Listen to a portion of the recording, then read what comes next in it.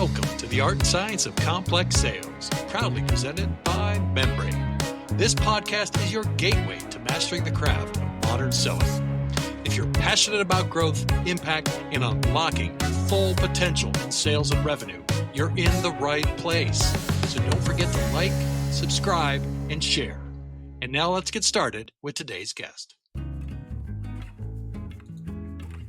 Hey everybody, today we are talking to Guy Lloyd. He's the managing director of the Institute of Sales Professionals.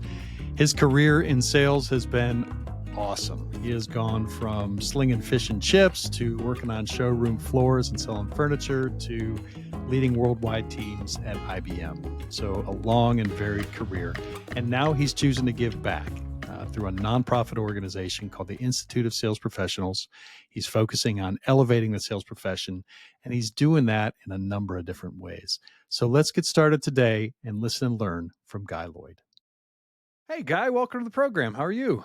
I'm great. Thanks, Paul. Really good. Hey, thanks so much for coming on.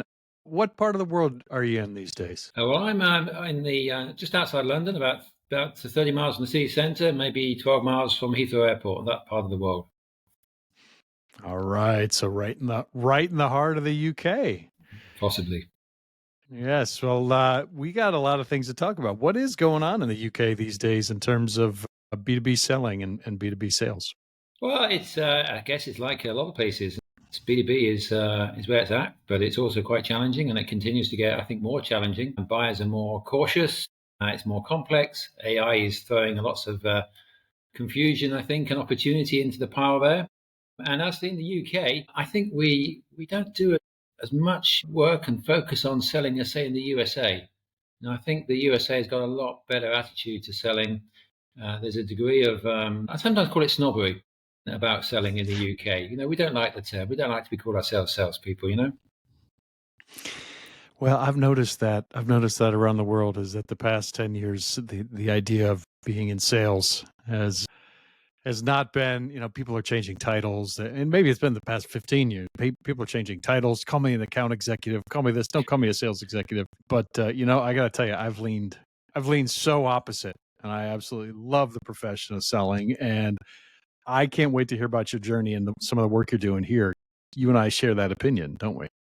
Absolutely. It is a brilliant profession. It's done me very well.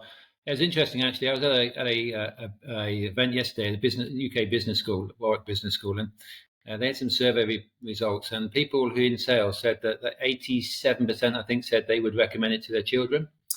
But they also said that about, I think it was 18% of the market thought it was a good job, only that much. So we have external perception of it's a bad job, and an internal perception it's a great job. We need to change the external perception. Amen on that. On that. Let's start with your journey. Let's talk about you for a second and talk about your journey in sales. Where'd you start, and then where'd you end up? Wow. Well, how far back do we go? I started, I started in customer service, I guess you could say. I actually started with a paper round. And I learned fairly quickly on that if you do a good job and get the papers delivered, at Christmas time, as we're talking about now, you get nice bonuses. You get a nice little packet.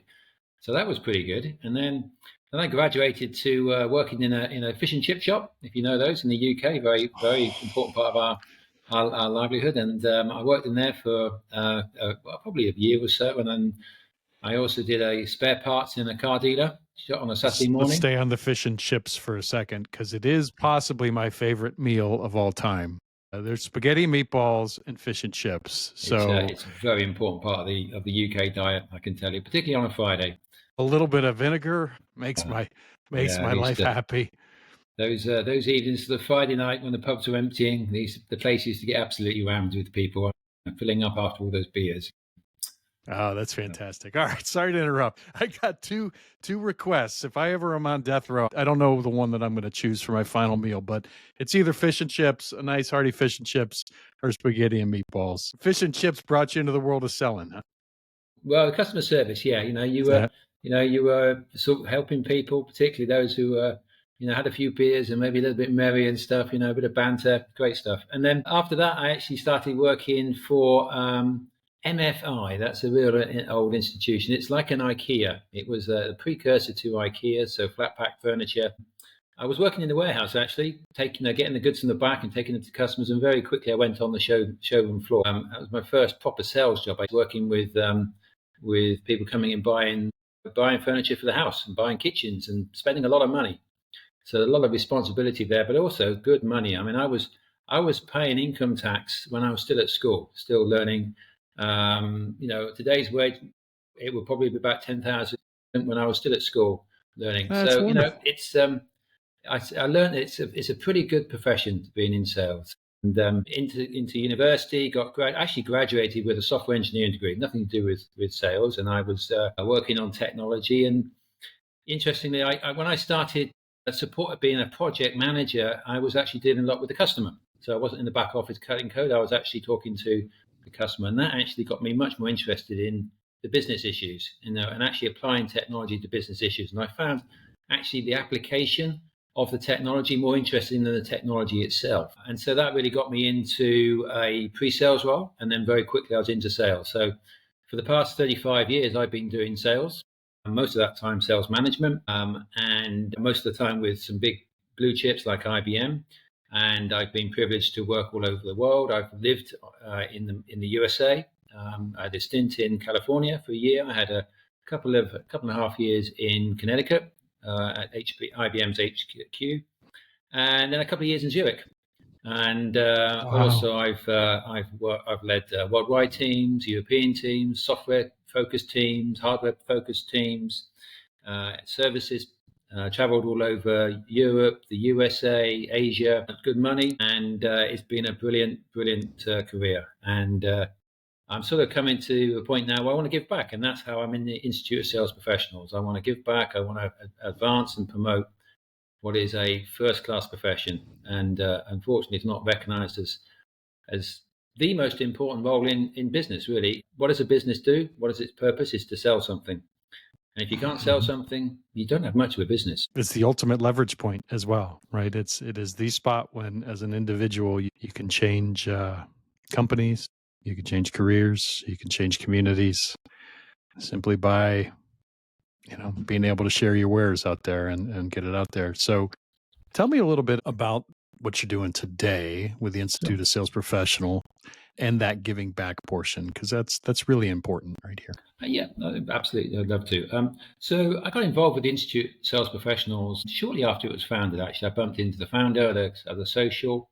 He explained what he was doing. I said, that sounds brilliant. We need to do this. I was working full time in the corporate world, and as the last couple of years, I've sort of finished in the corporate world and more time, and I've ended up being the managing director of the Institute. And it's all about advancing and promoting excellence in professional sales. Our job is to elevate the sales profession. And I suspect it's the same in the USA. We have a lot of people moving into a sales career as their job, and very few of them actually have good grounding, a good platform of knowledge from which to start that career. So they flounder a bit, they struggle. And also I think that means that we don't sell as well as we could. And therefore we are actually not serving our customer the way we could do. So my job is to really help promote sales, get people excited by the opportunity of the sales profession, but also help those in the profession be the best they can be, and to help and support employers of salespeople to support those sellers to be the best they can be. And through that, I think we lift the economy. We do more commerce because we're better at selling. And it's not about being smart in the way of getting a customer to buy things they don't want or don't need. It's about serving the customer's needs, understanding what they need, and helping them gain the confidence that the outcome we promise is realizable and they should move ahead and invest in it. Well, it seems like you've seen sales from all angles. You've gone from the B2C all the way up to, IBM is one of the best and most well-known training programs in the world for sales and selling. How did that really impact your view of this profession and then how we empower people in the profession to get better? I think one thing about the profession is that ultimately we're a service. We provide a service to our customer. We're there to help the customer. I sometimes like to compare it to the medical world. And we do a very similar job to doctors, and people often look at me and think, "What are you talking about?" But a doctor's job is to make the patient better, and I think a professional salesperson's job is to make the customer's business better. And if we can make the customer's business better, that is very, very satisfying. That's big big impact, and we're solving problems, we're making things happen, and it's just a very satisfactory opportunity or business to do, and extremely worthwhile. And it's it's interesting, isn't it? Sales is one of the best paid roles because it's so important to companies, but it's so unappreciated. It's quite ironic, really, that contrast. And I've been in sales since, for a long time. Yeah. I think my first gig was in 2000, so 25 years now, and there's very few companies that have embraced the idea, or maybe not very few, but not as many as should, that have embraced this idea of, onboarding is more than handing people access to a CRM and a list. It used to just be, here's a phone book and a phone, and here's our product brochures, learn them. There's so much more that goes into the development of a sales professional and sales skills. So how are you attacking that today at the Institute? Well, first of all, the Institute is a not-for-profit. Our job is to really support the industry, support the profession. And we do that by helping to define standards and qualifications. So as an independent organization, we don't have a commercial interest. We're there to try and provide a reference point as to what good looks like. So we developed a framework, the Institute of Sales Professionals Sales Framework, and that looks at actually 4 aspects of selling. So we've actually come up with 4 quadrants. There's core sales skills. There's business sales skills that would be more relevant in the B2B world. And then we talk about self, because I think, how you conduct yourself and how you behave is absolutely vital in sales. And then we have a leadership quadrant. And the leadership quadrant is an interesting one. Obviously, as you become a leader of people, it becomes very significant. But actually, selling at any level is leading. You're leading the customer, you're making things happen. You actually have to lead. It's a bit like herding cats. You're trying to get people you've got no authority over to make decisions and do things, because that's basically what selling is. Selling is making things happen. And then within the framework, within each of those quadrants, we have capabilities. And then the interesting thing is, as you break the capabilities down into competencies, they actually change depending on their role and responsibility. So though the structure at the top is similar, what we recognize is that it's not really that helpful to measure people on a sort of pure scale, because if you are relatively new to selling and you're measuring people against a sort of the best possible practice, they are so far off that it really is not very helpful. So what we have done is we've layered the framework based on your role and your experience. So if you're a relatively new seller, you would actually, the competencies we ask about are quite not very sophisticated, and yet if you look at the competencies at a higher level, maybe a sales director who's managing sales managers who manage people, who maybe manage other people, that same capability, when we look at the competencies that make up that capability, is a lot more sophisticated. So it might be like opportunity management at a junior level might be a specific transaction, but opportunity management at a sales director could be a complete marketplace. So that allows us to ask questions that are relevant to the person's role and responsibility. And then what we look to do then is to get a sort of a sense of where you are in your ability to conduct yourself at that level. And so you score between 100 and 0. We would say that scoring about 60 to 70% is par for that level of responsibility. Let me see if I can restate this.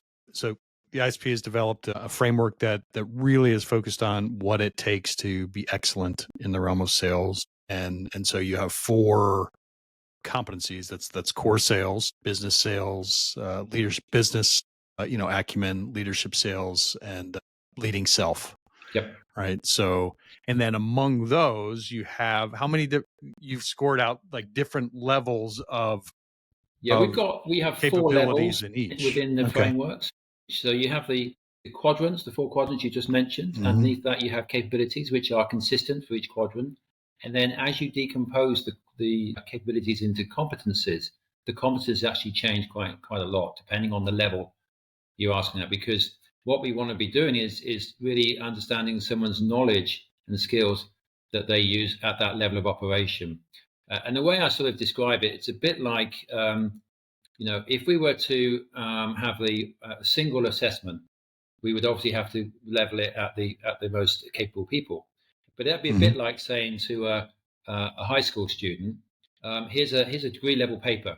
You need to sit the paper, because they'll get every question wrong, and there's no learning there. And one of the things that we're very keen on at the Institute is to this sort of self-directed learning, this self-management, this growth mindset. To me, it's fundamental that we are hungry to learn all the time. If we don't learn, we fall behind. It's a bit like rowing upstream. If you stop rowing, you slide down the river. And so to me, fundamental is encouraging people and helping them and signposting to them where they should invest their energies to improve their skills. Is this something that we can offer to, like, if somebody goes to your website, can they check out the framework? Absolutely. Or okay, It's freely available. In fact, it's used by, in the UK, we have an organisation called the Office of Qualifications. It's a bit like an okay, educational part of, and they use the framework as a reference point for some of the qualifications you can get through government. We also have an apprenticeship program in the UK where you go through a structured learning, and that's also based on the framework. So the idea is that we have a reference point, and you can then build your own IP. You can build ways of exercising against the framework, but it's a reference model we can all look at. So when we say I've got X against the framework, everyone knows what that means. yeah, and I think that's where a lot of companies. Well, I know it's where a lot of companies kind of jump the ship and go wrong in terms of both where they hire and how they train, is they just don't have any concept of even a simple framework for what's necessary in sales and to be good at the job that somebody is Yep. coming in at. So a lot of times you'll find companies trying to hire for, let's say it's in your language at, level 4 skills and competencies, but they don't even have that idea of what those are, Yep. right? What they need. And so how are you partnering with companies as a nonprofit to help get this idea out there and this framework so people can, improve across the board? Well, one of the things we would do, for example, we have a service where we would endorse training companies. So we don't do any training. We're not a training company. We have no commercial interest as such in training, except to help make sure that training is of high quality. So what we do is we will look at somebody's curriculum. We'll look at what they have, the content they'll have. We'll do a reference against the framework, and then we will basically say, this is great, but you've got a gap here or something. If you can fill this gap in, then we can endorse your course. And then that's a stamp of quality. It helps improve trust in the marketplace, and it helps their marketing activities, so that hopefully when people go for training, they will actually know they're going to get some good training and education about a particular aspect. So we use it as a reference point to actually assess content in other areas. We've endorsed probably 40 or 50 training companies in the UK. We've also done a few in Canada, and we're starting to do the same in the USA. In fact, the Institute for Sales Professionals, while we started in the UK, we now are present in Canada. We are just starting in the USA. We've been in Australia for about 3 years now, and we are just about to get going in India, and also have an activity in Kenya. So, truly an international organization with trying to provide that reference point, and something that everyone can go to. It's not a commercial activity. It's not proprietary. It's built by us, but anyone can use it. The idea is to share it. It's a bit like, I guess, someone who built the internet didn't make it private, and guess what? The internet's used everywhere. Well, then you tie assessments to this as well. Are Yes. those, like, you have the framework, you define the framework, and then you have a capability and behavior assessment that goes along with it. Are those openly available for people to use? The assessments we have built an assessment against the framework. We actually do charge for the assessments, and that's partly because we need income. If we're going to deliver our mission, we need some way of generating income so we can have resources to impact the profession. Encourage, for example, universities to deliver sales courses, to encourage business schools to add sales. It is quite remarkable how few business schools actually teach sales, and yet an MBA is about how businesses work, and the most important part of a business is to sell something. It's quite remarkable how little coverage there is of sales. So we need resources to engage with business schools and help them see the light that this is actually an important part of their function. We actually also reach out to schools and help young people see that the opportunity and the excitement of moving into a business sales course. But it means the framework, you could build your own assessments against the framework, nothing to stop you doing it. And we are actually working with some AI role-playing organizations, and we basically, if you The framework itself, if you look at the detailed specification, I mean, what most people see is the summary, the overview of it. But actually, each level has got a very specific set of learning outcomes, of assessment criteria, and we are working with some AI companies to actually ingest that to actually run the role playing models. So you can actually have an avatar that says, right, okay, I need now. Now I've seen the specification, I know what role I need to play, and I know how I need to assess the person who is talking to me, the real person, and therefore assess their skills. So it lends itself to all sorts of types of measurements and skills development. Any organization, any person needs a spot on a map. We need to understand what our you are here spot on a map is before we can understand if we want to get better or if we want to stay there or if we want to leave and get off the map altogether. But I see the framework is really helpful for defining that that spot on the map, especially again, then we assess against it. How do you account for the changing nature of sales as well? So sales is there's the fundamentals, I think, that are always, they're going to stay very similar, but the changing nature, you mentioned AI, you mentioned other things that are happening. How do you incorporate those learnings? Well, the first thing is the framework is not a static document. It's not it's not frozen. It is very much, we expect it to evolve and adjust. The capabilities and the competencies will be refined as we move forward. So if AI is going to have a big impact, and it will continue to have an impact, but there may be new things come through that people need to be aware of. There may be new demands, there may be new legislation. So all those things. So it's very much, we see it's a living document. It's a reference point, but it's like a book that has to be revised based on what's happening. So that's how we keep it alive. To make sure that it's still relevant, because as you've experienced, and I certainly have, selling is very different now than it was when I started. If I tried to sell how I did 30 odd years ago, I would be a complete disaster. I wouldn't get anything sold. Yeah, it is. There's some fundamentals, I think, that are always going to be always going to be there. We got to figure out human to human communication. That's what you got to do. You got to problem solve. You got to understand multiple stakeholders and that type of stuff. But there's so much that has changed as well. So as you continue to evolve, how do you seek input on that? Is that something that you're just out in the market all the time seeking input on where and how to evolve this? Or yeah, pretty much. I mean, also because we talk to so many training organizations, we get a lot of input from them. They're obviously evolving and changing their curricula all the time. So we have that sort of feedback loop, that sort of bi-directional thing where we look at gaps in what they're doing, but also we get a sense of where they may be moving things and what they're seeing as the needs of their students, of their learners.